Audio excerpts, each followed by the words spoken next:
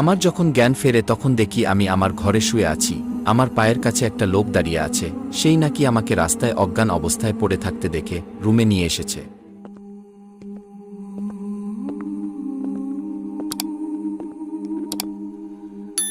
ঘর গুছিয়ে এইমাত্র এসে বসলাম।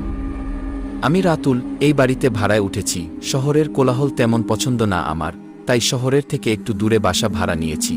কোলাহলমুক্ত একটা নিরিবিলি পরিবেশ, আশেপাশে বাড়ি আছে তবে একটু দূরে দূরে। ঘর গুছিয়ে বসেছিলাম, খুব ক্লান্ত লাগছিল, তাই শুয়ে পড়ি। কখন যে ঘুমিয়ে গেছি বলতে পারি না। হঠাৎ মাঝরাতে ঘুম ভেঙে যায়, উঠে দেখি কারেন্ট চলে গেছে। খুব গরম লাগছিল রুমের ভেতর, তাই ভাবলাম বাহিরের দিকে যাই, বাহিরে গিয়ে একটু হাঁটাহাঁটি করি। কারেন্ট আসলে আবার রুমে এসে ঘুমাবো।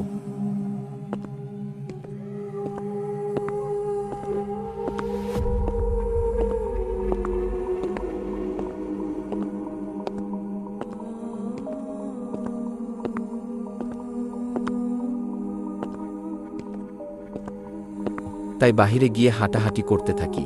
আমার বাড়ির সামনে রাস্তা, রাস্তার অপর পাশে আর একটা বাড়ি। তখন হঠাৎ দেখি ওই বাড়ির সামনে একটা মেয়ে দাঁড়িয়ে আছে। এক দৃষ্টিতে সে আমার দিকে দেখছে। তার চোখে মুখে কি মায়া, মনে হচ্ছে তার চোখ দুটো আমাকে ডাকছে। আমি আস্তে আস্তে গেলাম ওই বাড়ির দিকে।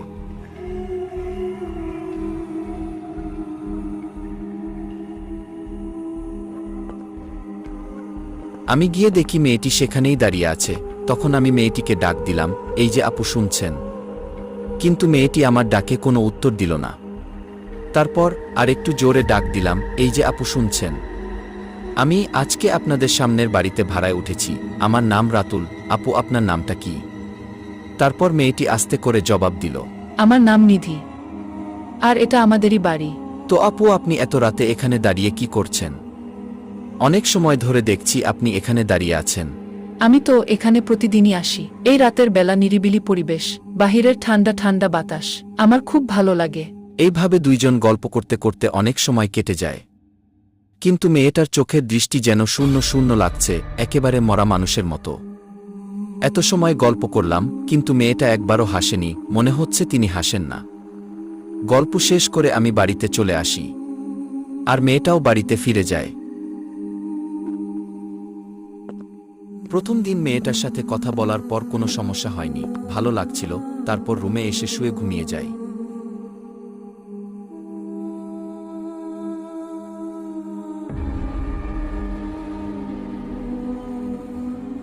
পরের দিন সকালে বাসা থেকে কাজে বেরিয়ে যাই, আর সন্ধ্যাবেলা কাজ থেকে ফিরে এসে খাওয়া দাওয়া করে ঘুমিয়ে পড়ি।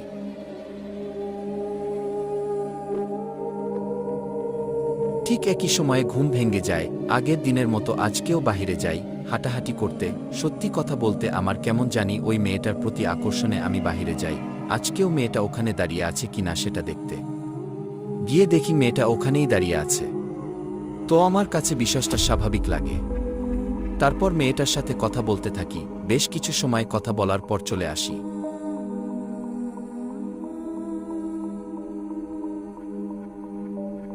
পরের দিন আমার শরীরে প্রচণ্ড জ্বর আসে, আর ব্যথায় শরীর নড়াতে পারছিলাম না। আর মনের ভেতর প্রচণ্ড একটা ভয় কাজ করছিল। মনে হতো কেউ আমাকে দেখছে। ওয়াশরুমে গেলে মনে হতো ওয়াশরুমের জানলা দিয়ে কেউ আমাকে টেনে নিয়ে যাবে। খাটের উপর যখন বসে থাকতাম তখন মনে হতো খাটের নিচ থেকে একটা হাত এসে কেউ আমাকে খাটের নিচে টেনে নিয়ে যাবে। আবার রাতের বেলা ওই মেয়েটার সাথে দেখা করতে যেতাম, আর দিনের বেলা আমার সাথে এইসব হতো। আমার কাজে যাওয়া বন্ধ হয়ে যায়। এইভাবে বেশ কয়েকদিন কেটে যায়। মেয়েটার সাথে আমার ভালো একটা সম্পর্ক গড়ে ওঠে। প্রতি রাতের মতো সেই রাতেও আমি মেয়েটির সাথে দেখা করতে যাই। সে দিন ছিল এপ্রিল মাসের 12 তারিখ। তখন মেয়েটি আমাকে দেখে বলে, এই মাসের 15 তারিখে আমার জন্মদিন। রাতুল, 14 তারিখ রাতে তুমি কিন্তু আমাদের বাড়িতে অবশ্যই আসবে। 14 তারিখ রাতে কয়টার দিকে যেতে হবে? তুমি রাত 10টার দিকে আসবে। এত রাতে কেউ দাওয়াত দেয় নাকি? আরে বাবা, অনুষ্ঠান তো শুরু হবে রাত 12টায়। তারপর মেয়েটার সাথে কথা শেষ করে আমি বাড়িতে চলে আসি। পরের দিন রাতে মেয়েটাকে বাড়ির সামনে আসতে দেখিনি। তখন আমি ভাবলাম কালকে রাতে তাদের বাড়িতে জন্মদিনের অনুষ্ঠান, এই জন্য হয়তো মেয়েটা ব্যস্ত আছে, তাই আজকে আর বাড়ির সামনে আসেনি।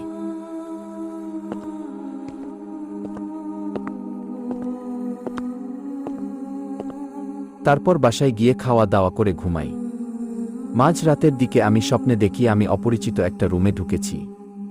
ঢুকে দেখি 3টা লাশ শূন্যে ভাসছে। শূন্যে ভাসা অবস্থায় লাশগুলো নড়াচড়া করছে।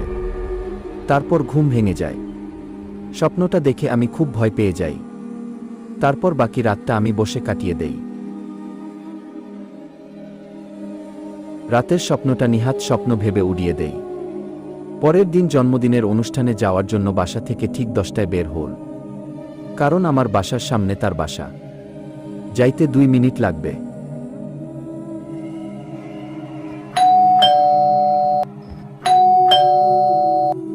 ওদের বাড়িতে পৌঁছে কলিং বেল বাজাতেই নিধি এসে দরজা খুলে দেয়। এমনভাবে এসে দরজা খুলে দেয়, মনে হচ্ছিল ও দরজা খোলার জন্য অপেক্ষা করছে।